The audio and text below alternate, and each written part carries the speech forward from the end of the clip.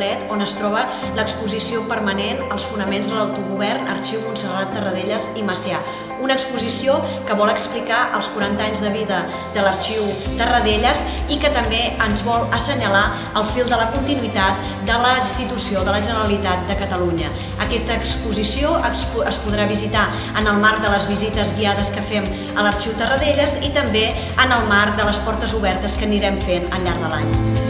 En aquest espai entrem dins de la intimitat del president Tarradellas a l'exili, a la seva casa de Saint-Martin-les-Vaux, que es deia Clos de Mony, i aquí veiem una recreació del seu despatx, com el president treballava la seva documentació enmig de les calaixeres originals que tenia ell al seu despatx.